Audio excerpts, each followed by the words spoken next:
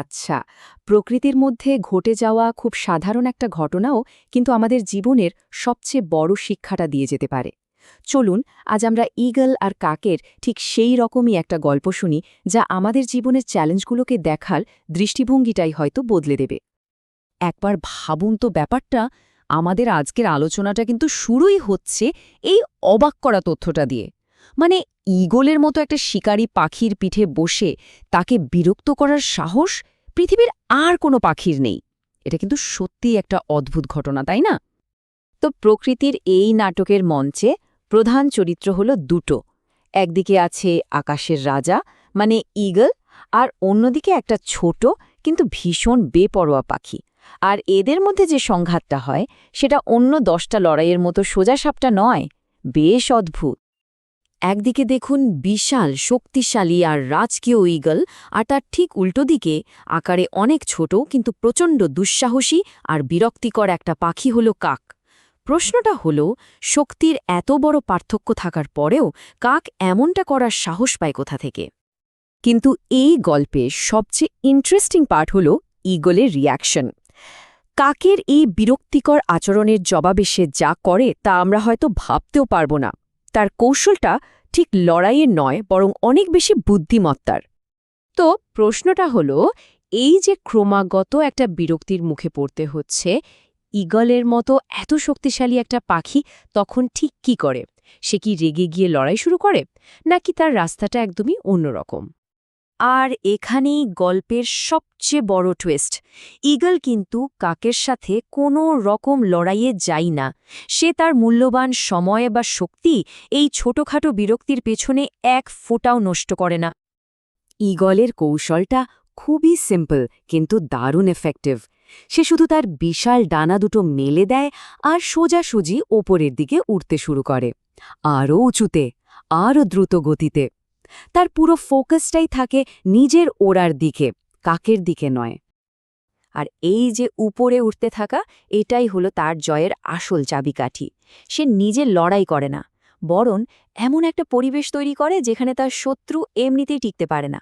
মানে পরিবেশের শক্তিকে নিজের পক্ষে কাজে লাগিয়ে জেতা। এর পেছনের সায়েন্সটাও কিন্তু খুব সহজ।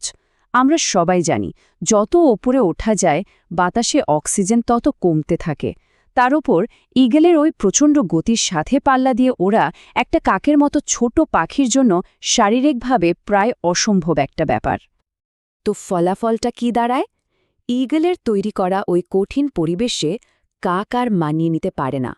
অক্সিজেনের অভাবে আর অতিরিক্ত পরিশ্রমে সে দুর্বল হয়ে হাঁপাতে থাকে, আর এক সময় নিজে থেকেই ঈগলের পিঠ থেকে খসে পড়ে।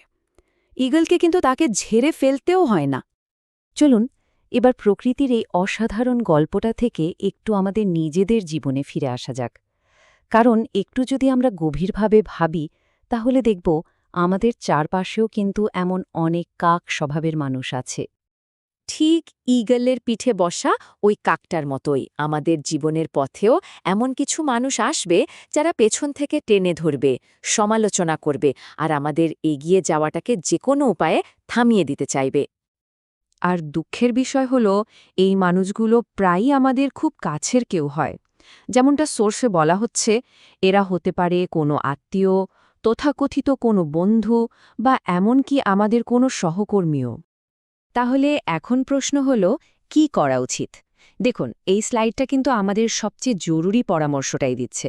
বলা হচ্ছে, এদের সাথে তর্ক করে বা ধরুন ঝগড়া করে, মোট কথা কোনো রকম লড়াইয়ে জড়িয়ে নিজের মূল্যবান সময় আর এনার্জি নষ্ট করাটা একদমই বোকামি। তাহলে আসল রাস্তাটা কি? রাস্তা হলো ঈগলের সেই অসাধারণ কৌশলটা নিজে জীবনে কাজে লাগানো, মানে লড়াই এড়িয়ে গিয়ে নিজের উচ্চতা বাড়ানোর কৌশল। এই কথাটাতেই আসলে পুরো আলোচনার সারমর্মটা লুকিয়ে আছে। তাদের সাথে লড়াই না করে শুধু নিজের কাজে, নিজের দক্ষতায়, নিজের স্ট্যান্ডার্ডে এত উন্নতি করতে হবে যেন একটা নতুন উচ্চতায় পৌঁছানো যায়। আর তখন দেখা যাবে যারা বিরক্ত করত তারা ওই উচ্চতায় শ্বাসই নিতে পারছে না, নিজে থেকেই ঝরে পড়ছে। আর এই কৌশলটা এত ভালো কাজ করে কারণ আমাদের তৈরি করা সেই উচ্চতায়, সেই মানের পরিবেশে তারা টিকতেই পারে না। আসলে ওই উচ্চতায় পৌঁছনোর মতো যোগ্যতা বা মানসিকতা কোনোটাই তাদের থাকে না। কাজেই মূল শিক্ষাটা খুবই পরিষ্কার। ফোকাসটা বদলে ফেলতে হবে। কে কি বলছে বা কে বাধা দিচ্ছে সেখান থেকে মনোযোগটা সরিয়ে নিজের উপরে ওঠার দিকে, নিজের ব্যক্তিগত আর পেশাগত উন্নতির দিকে পুরো মনোযোগটা দিতে হবে। তো এই পুরো আলোচনার শেষে একটা প্রশ্ন কিন্তু থেকে যায়।